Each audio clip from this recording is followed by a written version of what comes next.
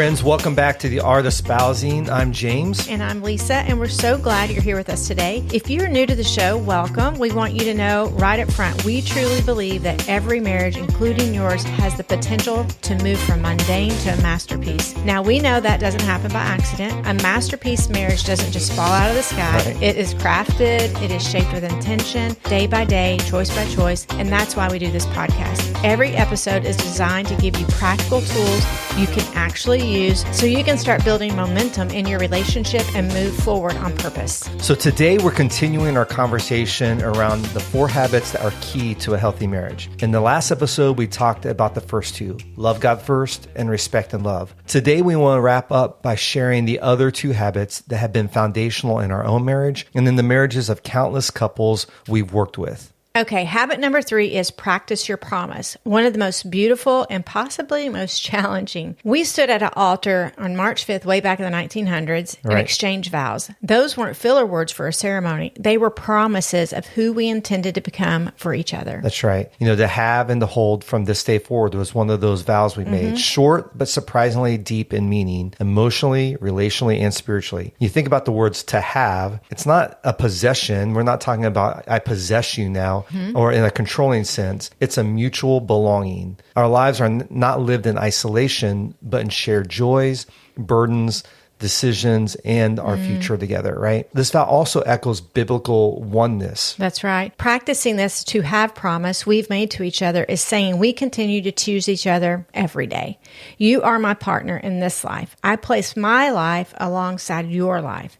Partnering in life alongside one another is the opposite of in isolation. Now, James, you and I divide and conquer tasks, but we are interdependent. Right. We see this promise being challenged in our culture today, though. Right. Over-exercising independence in our married life, growing individually, but not focusing on coming together in growth. Right. We're experiencing couples lacking in shared activity, shared interests, and even in shared friendships. To practice this promise, we are intentional about all those shared experiences. The reality of this seems small, but has a significant impact when we're intentional. Right. You know, the second part of that, to have and then to hold, actually includes physical affection, but so much more than that, right? Yeah. To hold actually means to hold fast in moments of weakness, holding on when life is heavy, confusing, or painful, or just plain crazy, right? Yeah. You know, we mentioned the season, Lisa, of caring for your mom.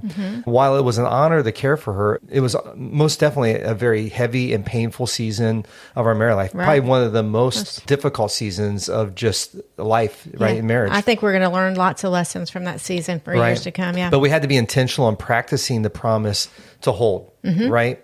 Yeah, because I wasn't easy to hold probably in that time. You practically walked this promise out by holding space for all my emotions, allowing grace for me instead of pulling away. You leaned in, you stepped in.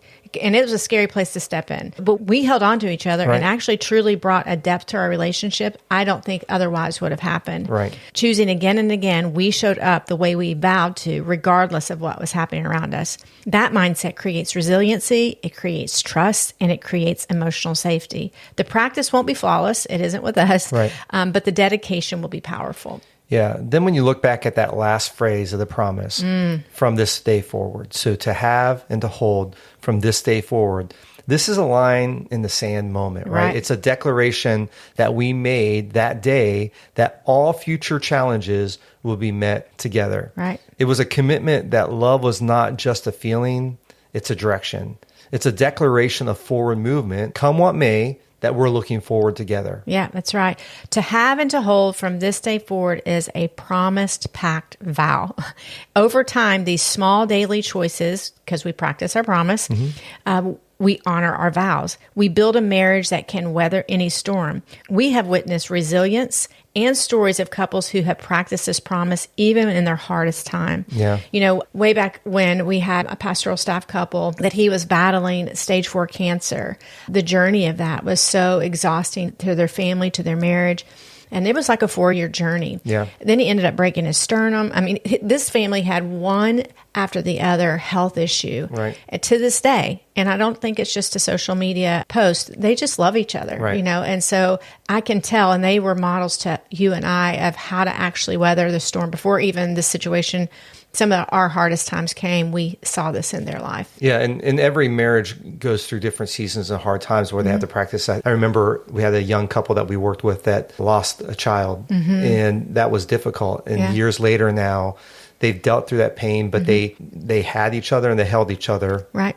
From this day forward, and regardless of what the hardship was, and now to see their marriage, they still have to fight for it day after day, but they're still fighting for it, right? I think they're a couple of resilience in that they have the reality of the pain of that season for them. When you lose a child, it really does a number on your marriage, and so they have proven to go, yes, it's hard. The reality is this is hard.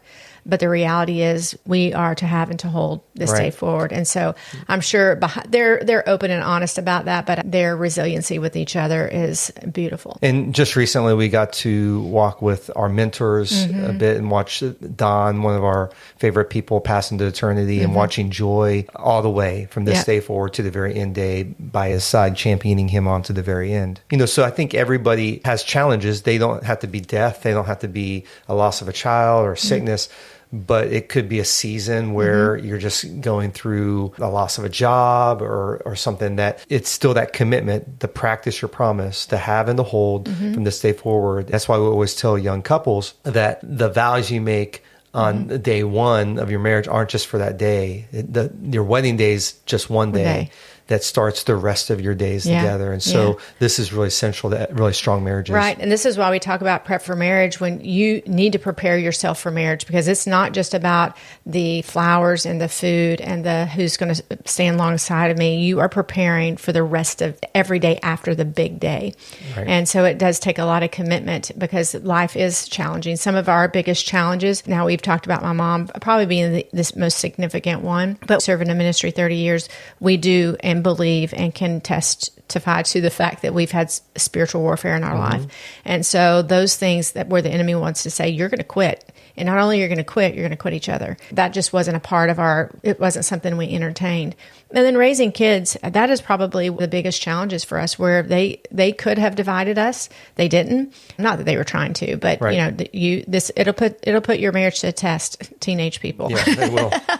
So, but we always came together. We may not have agreed on the approach of everything, but we would always come back to, before the motto was stated, is we're for us. Right. We're for you and me. Right. And so long after our kids move out, we have been with each other, you and I, longer than we lived with our parents. Right. Our kids will be out of our house longer than they will be with us. That means that you and I are left with each other, and we wanted something meaningful left over. But and you think about the rest of those vows, and sickness and health, rich or poor, good times and bad times, right? Those are all important, but that to have and to hold from this day forward in all those situations, whatever it is, then we can practice that promise, and it's a foundational habit that we have to be intentional with every day. Because we don't know what's coming forward, but we can handle it together. Right. We want to tell you about a new Art of Spousing offering we're excited about. The Collective is officially here, and we want you to join us. This is a space where you and your spouse can grow consistently, not just in bursts, not at events, but all year long with intentional tools and community. The Collective is our brand new online community designed to help couples build a healthy marriage rhythm throughout the year. You'll have monthly live calls, practical resources, conversation guides, date night ideas, and a supportive community of couples who want to grow just like you do. We believe couples grow best when they grow consistently, and the Collective is our way of walking with you every step of the way. It's fun, it's practical, and honestly, it's one of our favorite things we get to build this year. If you want to jump in, you can get all the details at aos-collective.com. We would love to see you there. Okay, the final habit is my favorite habit. To have serious fun.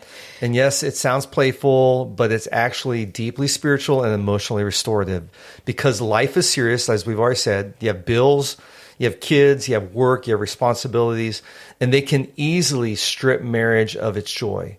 But marriage should actually be fun, because fun creates connection, fun is bonding, and fun fuels hope. Yeah. Scripture says that laughter is medicine for the soul. And we've seen that proven over and over again in couples. Couples who laugh together can navigate almost anything, not because problems disappear, but really because fun lightens the emotional load, right? It reminds you why you like each other not just why you love each other. Yeah. And so this is why you love me so much and we love each other so much. This is why I love playing practical jokes, is because it is something that's fun for me to laugh at. Yeah, because humor is actually one of your core values. It is one of my core values. And you're such a good sport with me. I'm tricking you and doing things to you. But serious fun isn't silly. Well, sometimes it can be silly, but it isn't a silly waste of time. It is relational glue for your marriage. Right. Fun doesn't just happen. You have to create it, schedule it, and actually protect it. Otherwise, life will fill every available space with something stressful or demanding, and it'll get crowded out. One of the things we love about humor in our marriage is what we call callback humor. This is where you have inside jokes of funny memories that only the two of you understand, and then you bring it up in a timely way that makes you laugh. Like the time that you tried to install floating shelves in the office. I think we've already told that story, right? Do you really need to go there again? It's so funny, and you're such a good sport. So I only make fun of it because you have allowed me to. So you've given permission for this. Okay. But James, we got our walls floated. I don't know if everyone knows what that means, but we had like the walls floated with drywall to take away every blemish. Right. And then we had this fresh coat of paint, and we were going to make you an office. And so I decided I wanted to build floating shelves because I seen a friend. It was a great idea, Lisa. So you were like, I can do this DIY. So you actually YouTubed it out. You were so faithful, researched everything. You spent hours measuring, drilling, making sure everything was perfectly level. Your precision was so intense. I was so proud of it. You measured twice, cut once. You did everything right. And then when it actually came time to hang the shelves, you were so confident. Yeah, I was. It did take you 8 hours. How could it go wrong? Yeah, because you took literally, I'm not exaggerating, it was at least 6 hours of just measuring. Prep. How could it go wrong, right? So, but anyway, the rods, they were metal rods, and you had holes in the shelves, and you were to just slide the shelf onto these metal studs. Right. Coming out of the wall. Right. So you put it on. They're all measured. Of course, they've been lining up, but it was a little bit tight. Yeah, just a little snug. Little snug.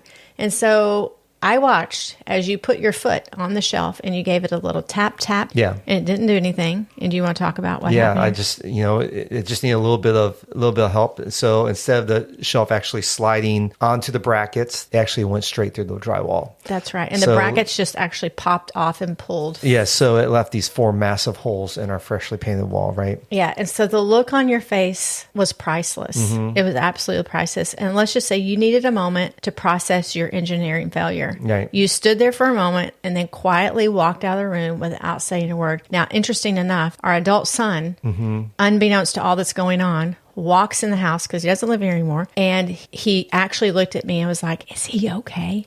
Because he actually didn't know what had happened, but that's how palpable the tension was in the air. I just needed some time to contemplate my life choices, Lisa. And now whenever you talk about, hey, I can do that home improvement thing, I just say, floating shelves. Yeah, and we laugh about it, right? That's right, and it brings a bit of levity. It actually becomes shorthand now for, hey, maybe you should call a professional to do that, right? That's right, that's right. But that's what serious fun does. It takes moments that could be frustrating or embarrassing and turns them into connection points. Of course, if you both agree that it's something that you can make fun of. Right. Instead of being a source of tension between us, it became something we would laugh together about that day and for years to come. Yeah, it's just not taking life so seriously. Yeah. You can laugh at it later, and we actually have callbacks for our family too of crazy things on vacations that we've done, and so it's a great time just to bring levity and laughter into your home. That's right. Another way that you can actually create serious fun in your relationship and your marriage is to go on adventure dates. Dating as we get married, actually there's statistics that show that couples stop dating the longer they're married. So if you want to bring some fun back into your relationship, plan some adventure dates, and don't just go to the same boring restaurant or the same boring place, but do something that is different. They don't have to be expensive or elaborate. Right. Sometimes it's maybe just driving to a part of town that you've not explored. And getting ice cream. Get an ice cream, right?